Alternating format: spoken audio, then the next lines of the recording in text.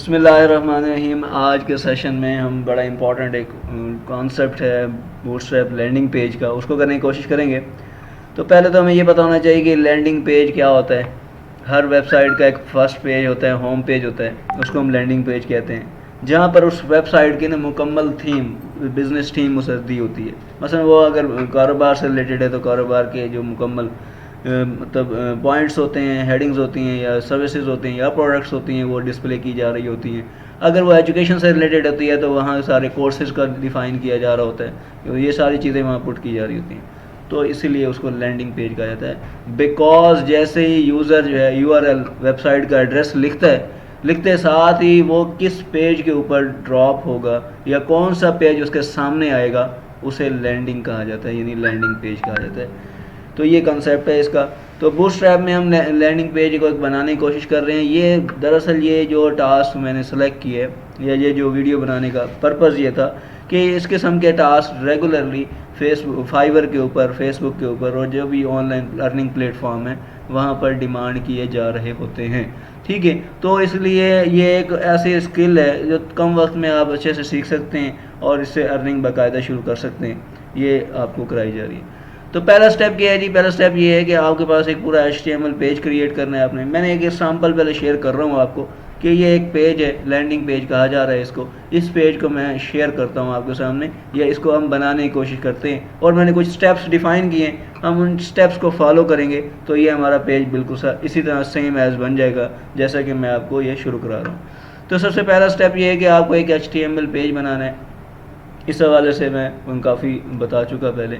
अब HTML page जब बनेगा तो उसके अंदर दो सेगमेंट होते हैं, दो हिस्से होते हैं। एक उसका हेड पोर्शन होता है, एक बॉडी पोर्शन होता है। और हेड में आपने दरअसल क्या करना है, बूटस्ट्रैप की कुछ लाइब्रेरीज़ को अटैच करने हैं। हमने बूटस्ट्रैप को इम्प्लीमेंट करने के दो तरीके सीखे थे।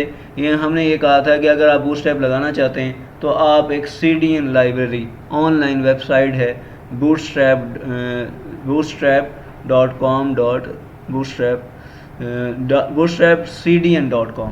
ठीक है, ये दिया हुआ है लिंक। और बूटस्ट्रैप का फोल्डर है, उसके अंदर वर्जन है 4.1.3, फिर JS का फोल्डर है, फिर बूटस्ट्रैप का आपके पास दिया हुआ है bootstrap.min.js। इस अंदाज से ये एक जावास्क्रिप्ट की फ़ाइल है, ये आपको अटैच करनी है। ये इसके दो वेज़ हैं, या तो आपने लिंक लेने हैं इंटरनेट से, तो आप ये ऊपर वाला पाथ है जो आपने ये लिखा हुआ है स्क्रिप्ट के टैग में HTTPS के हिसाब से, ये यूज़ कर लें। अगर आप चाहते हैं नहीं जी मैं किसी नेट से ये लेना नहीं चाह रहा, तो फिर आप डाउनलोड कर लें। डाउनलोड जब आप करेंगे तो आप अपने पास कंप्यूटर में जहाँ आपका HTML पेज पड़ा होगा वहाँ एक फ़ोल्डर बना लें बूटस्ट्रैप के नाम से, और उसके अंदर JS का फ़ोल्डर बना लें और उसमें ये फ़ाइल रखें bootstrap.min.js। फिर आप उसको इस तरह से असेस करेंगे। तो ये दोनों तरीके आपको दे दिए हैं, इंटरनेट से असेस करने का तरीका कैसे, और लोकली आप उसको कैसे अटैच कर सकते हैं स्क्रिप्ट के टैग में। ये वाला काम आपने करना है। फिर आपको क्या करना है, फिर आपको ये करना है कि मेटा टैग की सेटिंग्स आपको करनी है, क्योंकि मैंने अर्ज़ किया था कि मेटा टैग बुनियादी मकसद होता है डेटा अबाउट डेटा, वेबसाइट से मुतल्लिक सारी मालूमात कि ये वेबसाइट जो ओपन होने जा रही है वो किस हार्डवेयर प्लेटफॉर्म पे ओपन होगी। वो हो सकता है कंप्यूटर पे, मोबाइल पे, लैपटॉप पे, आईफोन पे, तो उनकी डिफरेंट विड्थ होती है। तो ये विड्थ ऑटोमेटिकली मेंटेन हो अकॉर्डिंग टू द डिवाइस जिस पे वो ओपन होने जा रही है। ठीक है, इसलिए फिर हमने मेटा टैग में डिफाइन किया होता है कि width is equal to device width. Initially scale 1 का मतलब ये है कि हम ये बूटस्ट्रैप जो है ये मोबाइल फर्स्ट अप्रोच कहलाती है, यानी पहले मोबाइल के लिए ही डिफ़ाइन होती है कि सबसे छोटी स्क्रीन के ऊपर मेंटेन हो सके। बहरहाल ये हम उसमें लगाते हैं।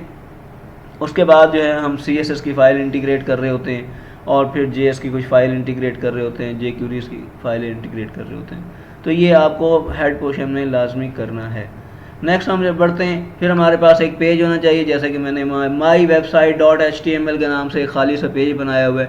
दरअसल हमने काम करना है पूरा मुकम्मल पेज, लैंडिंग पेज बनाना है, तो बुनियादी पेज हमारा HTML का खाली पेज होना चाहिए। तो वो 4th स्टेप में आपको ये करना है। 5th स्टेप में क्या करना है जी, आपको नेविगेशन बार बनाना है। नैव बार उसे कहते हैं।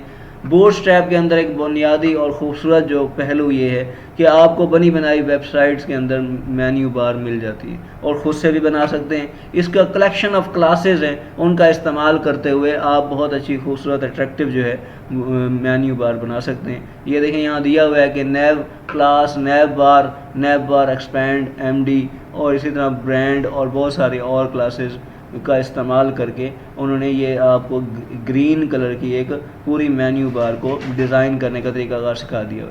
यहाँ हम 3 पेजेस इंटीग्रेट कर रहे हैं, एक होम पेज है, एक अबाउट पेज है, कॉन्टैक्ट पेज है और हमने एक लेफ़्ट साइड पे एक लॉगिन का बटन भी दिया हुआ है और राइट साइड पे हमारे पास ये 3 ऑप्शन आ रही हैं, होम का, अबाउट का और कॉन्टैक्ट का।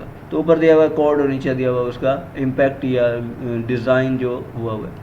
नेक्स्ट आगे बढ़ते हैं, फिर हमारे पास होता है कंटेनर फॉर पेज कंटेंट। दरअसल हमारी जो हेडर बन जाता है और हेड हमने मतलब मेन्यू बना लिया है, अब नीचे हमने कंटेंट प्लेस करने, तो उसके लिए बूटस्ट्रैप ये कहता है कि आपको कंटेनर फ्लोट या कंटेनर की क्लास लाजमी अटैच करनी है, लगानी है अपने पास किसी डेव के अंदर ताकि वो इस्तेमाल हो सके। यहाँ हमने एक टैग बनाया है हेडर का, ये हेडर टैग में भी आप इस्तेमाल कर सकते हैं। एक बॉडी का टैग होगा, हेडर टैग होगा। ये वो हेड टैग नहीं है जो HTML का, याद रहे HTML का हेड टैग और ये हेडर टैग डिफरेंट है। ये हेडर टैग आपके बैनर के लिए है, जो ये बैनर बनाया जा रहा है, ठीक है, जो मेन्यू के बिल्कुल नीचे आएगा। लेकिन वो हेड टैग जो है वो ब्राउज़र के एस्पेक्ट से होता है जो आपको HTML में मेंशन करना होता है, ठीक है। तो ये एक हेडर टैग बनाया हुआ है, उसके अंदर क्लास यूज़ की है पेज हेडर कंटेनर फ्लोट। ये पेज हेडर बनेगा इस अंदाज से, शक्ल आप देख सकते हैं। तो ये आपके सामने एक मेन्यू के बिल्कुल नीचे हमने एक तस्वीर एडजस्ट कर दी हुई है, ठीक है। इसे सिर्फ देखें और एंजॉय करें, और इसे मैं फ़िलहाल खिला भी नहीं सकता। तो बहरहाल एक बैनर जो है हमने यहाँ एडजस्ट करने और इसके लिए एक jQuery भी हमने यहाँ पुट कर दी हुई है और साथ में इसके हमने CSS फाइल भी अटैच कर दी है कि ये पिक्चर का नाम क्या होगा, पिक्चर का साइज़ क्या होगा, उसकी पोजीशन क्या होगी, ये सारी चीज़ें हमने यहाँ मेंशन कर दी। इसी तरह कोड कीजिएगा ताकि आपको ये इफेक्ट मिले। उसके बाद 8वें स्टेप में क्या करेंगे, हम ओवरले का मतलब ये है कि यही जो बैनर का हमने बैनर लगाया है बिल्कुल हेडर में, इसके ऊपर एक और डेव बनाने जा रहे हैं। वो देखें हमने एक डेव बनाया है, क्लास ओवरले का नाम उसे दिया है हमने, एक क्लास ओवरले बूटस्ट्रैप वाली अटैच की है।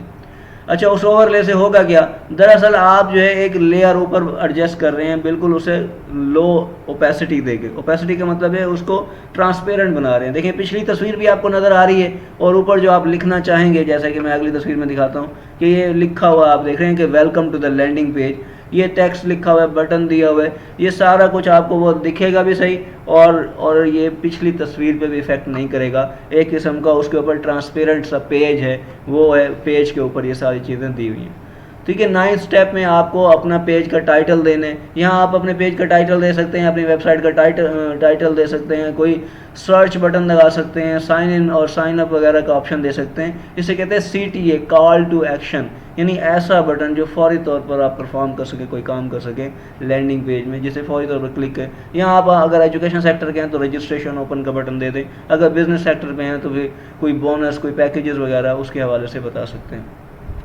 ठीक है। तो ये आपको यहाँ देना है उस डेव के ऊपर जो आपने ओवरले की है।